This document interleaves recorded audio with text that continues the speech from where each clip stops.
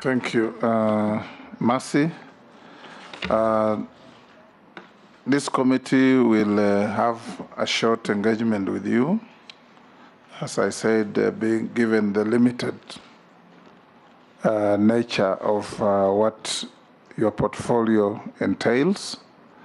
But before that, we'll ask you a few questions. Do you have your tax compliance certificate? Yes, I do, Honorable Chair. Do you have your higher education loans board clearance? Yes, I do. Do you have your clearance from the Ethics and Anti-Corruption Commission? Yes, I do.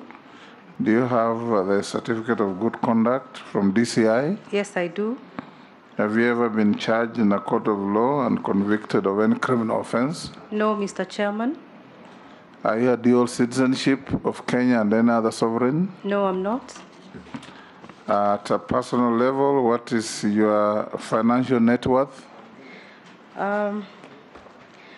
My financial net worth, as disclosed in Part 25, is 475,400,000, and this is comprised as follows: land and buildings at about 380.4, shares, stocks and deposits at about 89 million, agriculture in the form of largely commercial farming of trees at about 6 million, and motor vehicles, 4 motor vehicles, about 2 million, 3 million shillings.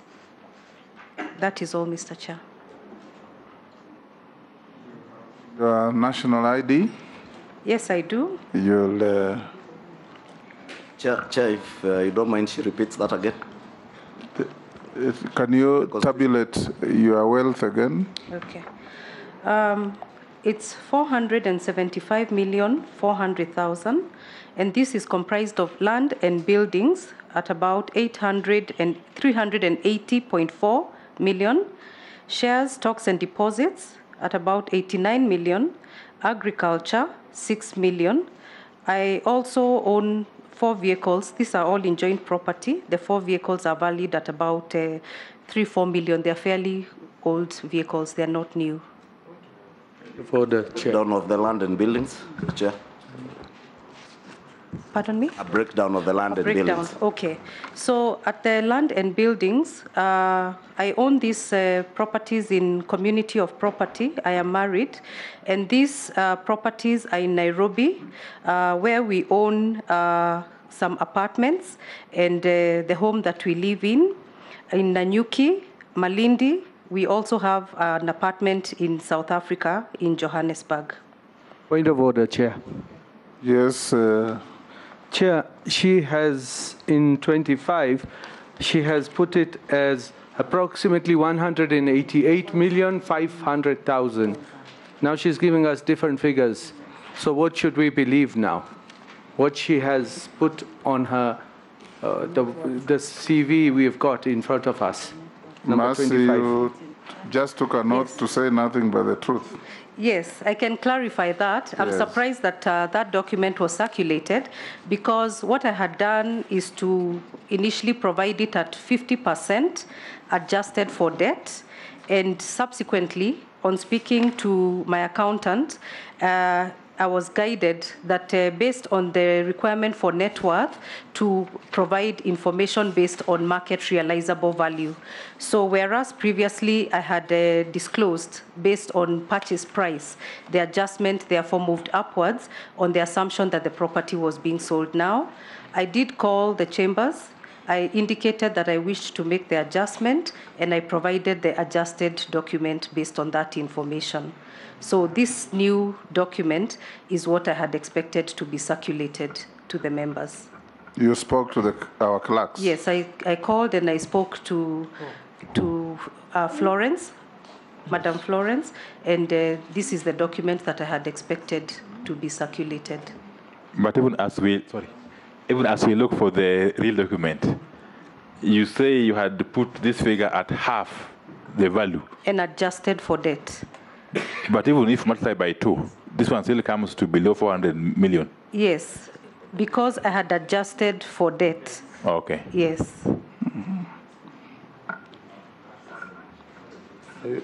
Yes, Dawood. The figure 470 or whatever she's quoting, has it been adjusted for debt as well? Because that remains there.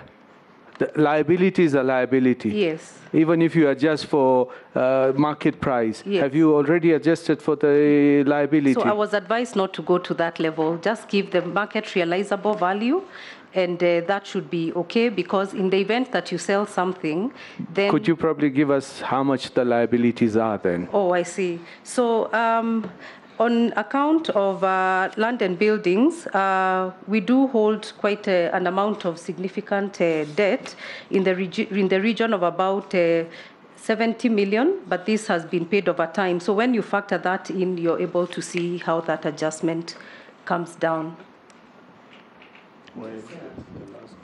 Yes. Chair, you see... Chair. Yes. No, Chair, I thought this matter should have been very easier than this, because what she should have provided is what she owns, the market value, minus her liabilities, and that's what is called net worth. Yes. So net worth here. Mm-hmm. So I don't know why she's turning this place to an accounting firm. I thought, like the other predecessor, like the other nominees who appeared before, you come with what you own. This is, I own 1 billion. There was even 4 billion here. So 4 billion. Then remove what you owe people, the banks and the SACCOs and everything. Then you say my net worth is 300 million shillings or 120 million. Exactly. Yes. Yes. Mercy, that's what I expect. You have 200 million Yes. in asset and cash. You have a mortgage of 50. So your net worth is 150. It's so simple. That's what this committee expects. You know, that all those rigmaroles will not be very helpful. But indeed, we'll make progress if we need further. They will ask you on your wealth when we open up. Okay.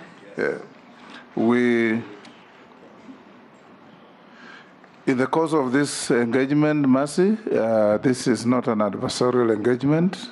I can see you're a lawyer. I'm sure you know what I mean. Yes. It's a conversation for this committee to assess your suitability to occupy a sensitive office called Secretary to the Cabinet, an office that is extremely sensitive in the operations of any country. So for us to make good progress, I'll give you 5 minutes to tell us the story of your life up to where you are. Then thereafter, I'll open the floor for members to ask you some questions or make some comments about what you are going to walk into in case we approve your nomination. Okay. Thank you, Honorable Chairman and members, for this opportunity to present myself to this distinguished committee. Let me first start off by expressing my profound gratitude to His Excellency the President for nominating me to the office of Secretary to the Cabinet. This is indeed a life opportunity for me, for which I'm profoundly grateful. It is a great honor. Mr. Chairman and members, I am a first born of 4 siblings, and I was born in Kovo in Imenti South, Meru County. And the reason for that was because my father, the late Geoffrey Cairo Wanjau, was one of the first early graduates of University of Nairobi, and he had just been sent on his first posting as the first African headmaster at Nkubu High School. As a result of his career movement, our family tended to move around Kenya quite a lot. And growing up, I ended up living within 7 counties of this country. I am married with 2 teenage daughters. This experience, as you can imagine, in my early years, comprised of quite a lot of moving around, making new friends and saying goodbye almost every 2 years of my school life. And this allowed me an opportunity to embrace Kenyans of all walks of life and to develop values of social justice, faith, resilience, and determination. I started my primary school life in Nanyuki and completed my standard 8 at Thika Memorial Church School in Kiambu County, in between having moved through a number of schools.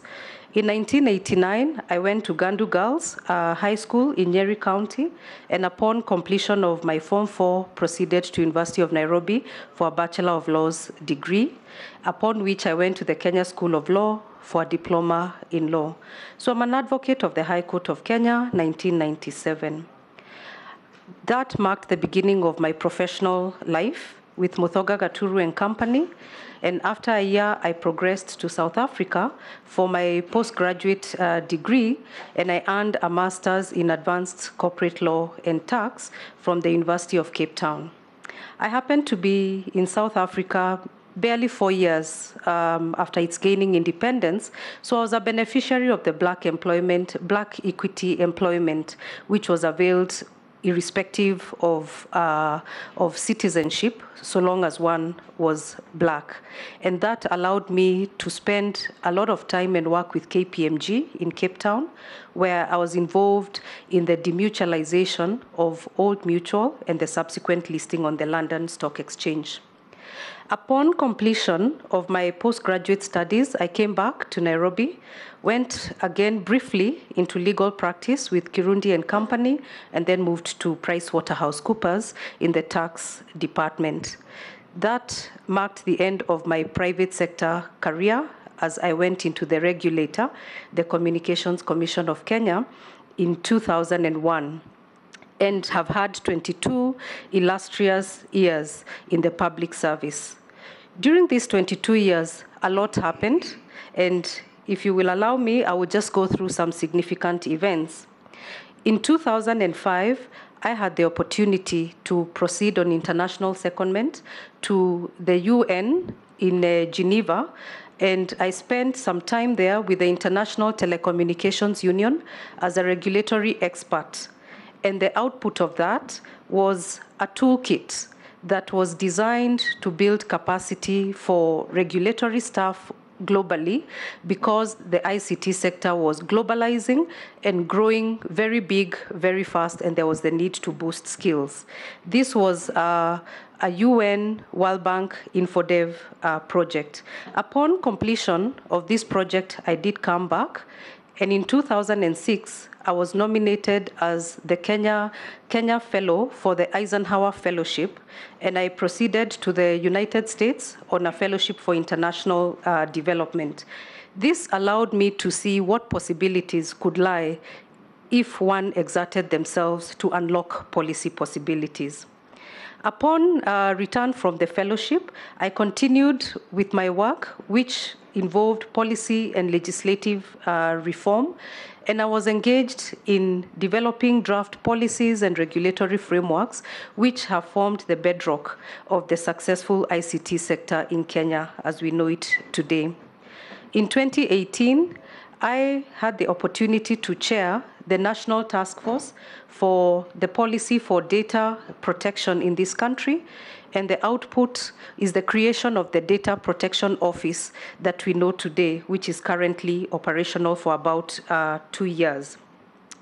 While within the public sector, I rose, and the highest role that I performed was the Acting Director General of the Communications Authority of Kenya for 2 years, until a substantive Director General was appointed. As we speak, I serve as the Director of Legal Affairs and the Board Secretary. During my tenure as Acting Director General, Chair, I would mention that barely 6 months had passed when the COVID pandemic hit the world, and I therefore became a leader in a time of crisis.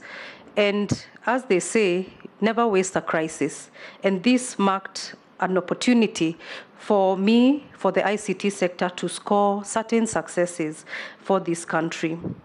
COVID was a time of great destabilization, and one of the successes was the utilization of resources available in this country to enable economic stabilization, because in 24 hours, the economy moved from the office to the house. Learning moved from the school to the house. And this availed us an opportunity to discuss with the sector on how best we could enable them to carry the extended traffic over that period.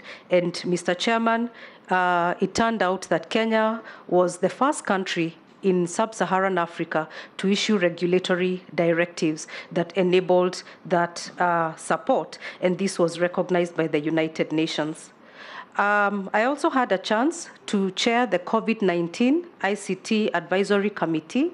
This was a committee that tried to utilize ICT innovations for COVID, and I'm proud to say that out of the about 700 innovations that were tabled before us, 85 were identified and were utilized for contact tracing and other health measures within this country. From a people perspective, given the circumstance of the day— 1 more minute. That's in order. Given the safety consequences of the day, a lot of time was spent to provide safety and security. Mr. Chairman, I do recognize the great weight, as you have mentioned, that this role carries. I recognize the high level